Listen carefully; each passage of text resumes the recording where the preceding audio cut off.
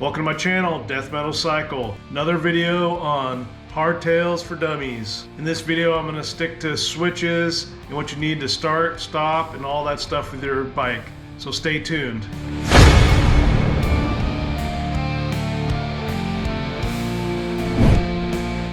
All right, pretty basic stuff, switches. Depends on your bike. If you're going for the most bare bones chopper, your switches are pretty simple. But before I even talk about switches, I like to figure out what is on your motorcycle that keeps everything on or off. Real basic stuff, like how are you gonna turn your bike on? How's your lights gonna work? And if you have anything else, how are they gonna be on or off? If it's an accessory or a brake switch, maybe you have some sort of lights like a oil gauge light or something.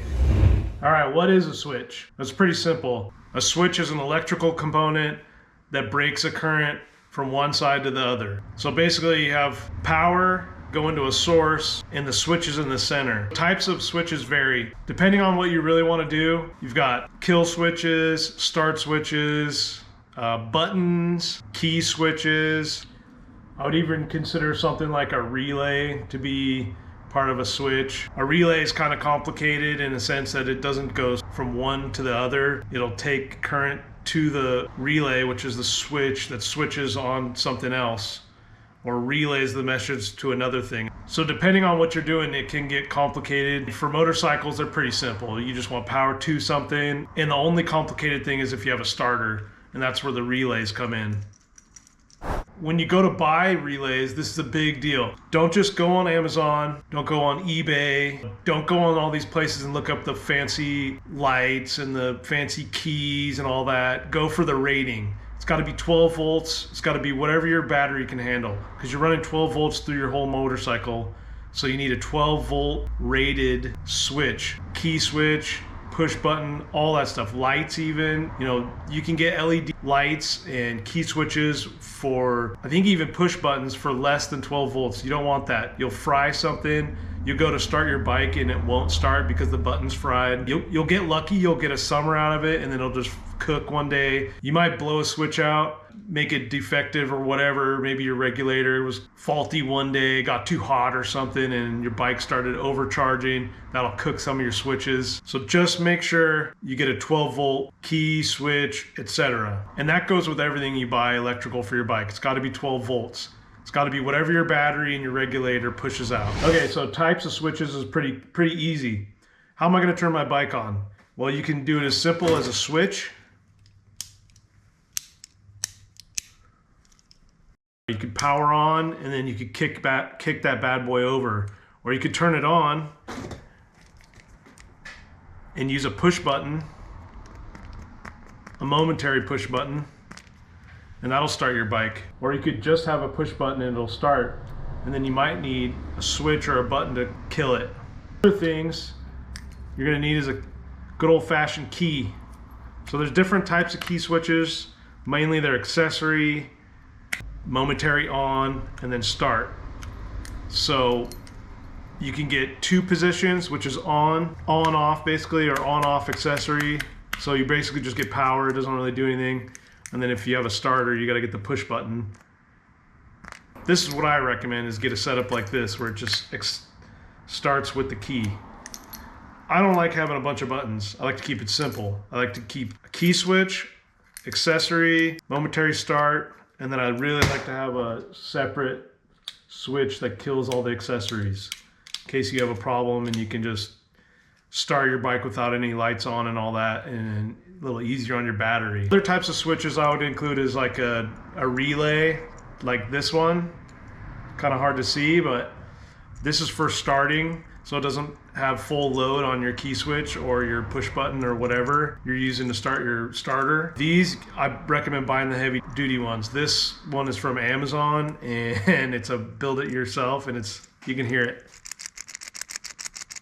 Not so great. That's not a good thing to have.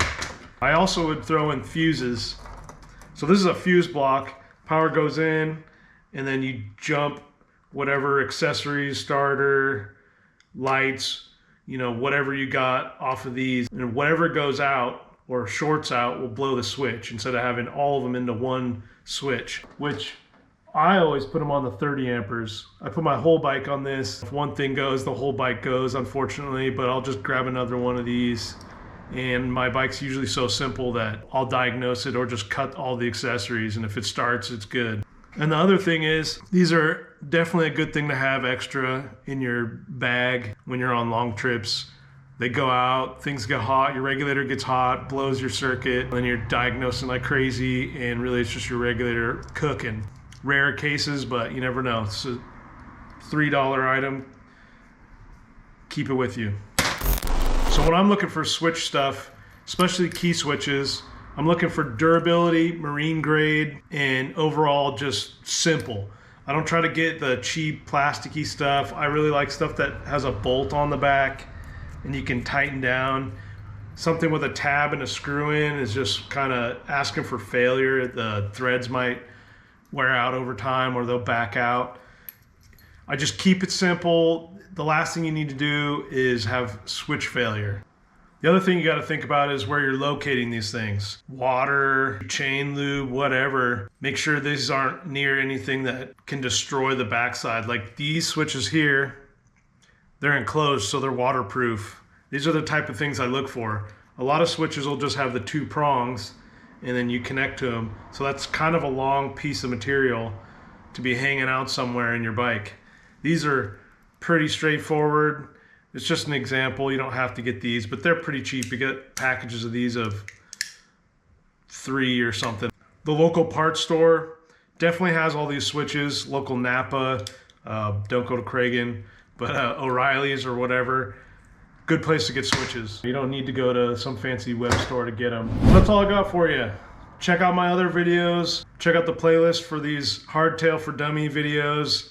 Slowly putting them out. Check out my other playlists for shovel heads and some Sportster stuff I've done. I got more bikes coming down the pipeline.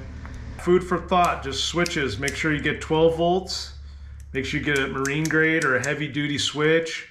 Make sure you check the back out, the connecting points. Just marine grade is pretty much all I really try to get. Anything that's encased or enclosed.